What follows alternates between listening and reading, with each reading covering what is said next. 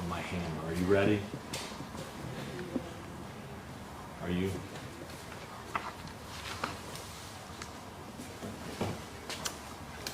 All righty, good afternoon, and thank you for coming down.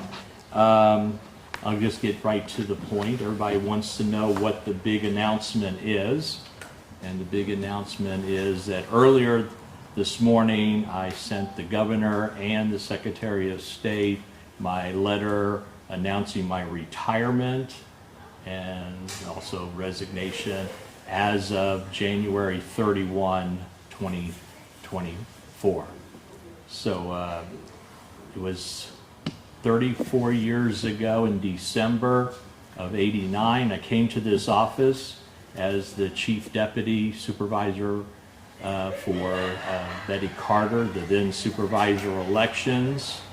And it's hard to believe 34 years have gone by since then.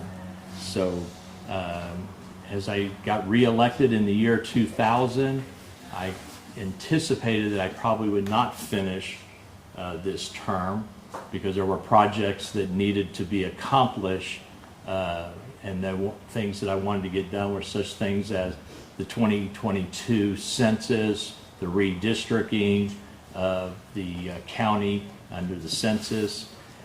Then as we moved through the 22 election, we began to know things that needed to be done in preparation for the 24 election.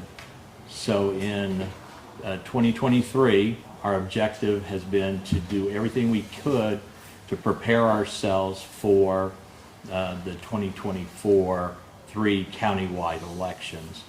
And so some of the things that we need to accomplish have been accomplished. The Board of County Commissioners got us the new voting system, the upgrade to our current system, and we actually got a chance to test it with the first election for the House District 35 primary, and then we'll be doing it again on January 16th for the general election for House District 35. Also, the Board of County Commissioners just recently approved some new precincts because of the growth in Orange County, the growth out in Horizon West and Lake Nona. They approved the map with the new voting precincts. We have been taking and making all the preparations so that when the 2024 election comes. As I look back, you'll be given a timeline of the various achievements that have happened during these 34 years. One of the things they did was they went back and did a count, and since I came as the Chief Deputy, there have been 96 elections that I have administered during my tenure as the Supervisor of Elections, and that includes the one that will happen on January 16th for House District 35. So in that time frame, one of the historic elections obviously was my first one. The first one we did was when then Chairman, or now called Mayor, Linda Chapin, called for a sales tax election and wanted to be done completely by mail. So it was the first county-wide mail ballot election in Florida's history, and the United States Postal Service confirmed that it was the largest mail ballot election at that time. Now we know there are states that do nothing but mail ballot elections on that. Yes, I started with the infamous presidential election of 2000, my first one as supervisor, and the last one will have been the 2020 presidential election in between. So, and in between all that, there are a lot of other stories that we could go through or you can ask about on it. So, in terms of the staff here, I've been meeting with them all day today to let them know my decision and preparing them. And the good news is when you look back at the staff that we have here at the elections office, they have a total of 425 years of elections administration experience, whether it be done here or have been done in other locations and are now part of our team. And so they are prepared, they know their job, they know what is ahead, and are already looking ahead to those elections, the March presidential preference primary, the primary in August, and then the presidential election in September or November 5th. So they're very dedicated, they're prepared, they have the tools to do the job, and so I think I'm leaving them very well prepared to face the challenge that is ahead in the coming year. So that's the reason. For me, it'll begin a new chapter in my life. I have joked that I can finally open up my calendar, and when my spouse says, let's go on a trip, I can just say when, where, and let's go. I don't have to say, oh, there's an election this day, and there's a public test this day, and we have to squeeze it in on that. We'll stay here in the Central Florida area. I have 2 grown sons and 2 daughter-in-laws and 4 grandsons, and so we'll be here with them, be able to spend more time with them as the years go ahead. So that was part of the decision, is about more family time. With that, those are basically the reasons that I made the decision that now's the right time to make this change.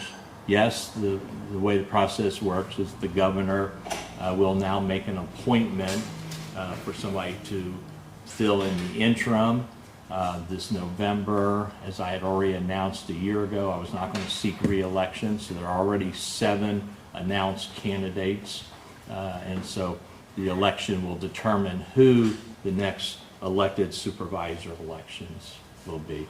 So let me briefly close it by saying that I want to express my sincere thanks to the citizens and the voters of Orange County for their confidence over the years.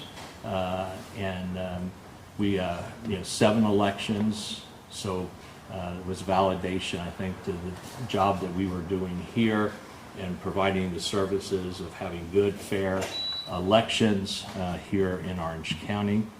Also, I want to thank those amazing poll workers, the poll workers who work election day to bring democracy forward. And I guess one of the legacies that I will leave behind is what's behind me on the wall, is that I was the one who introduced the concept of adopt a precinct to the election process. It's nothing new. It's obviously adopt a highway.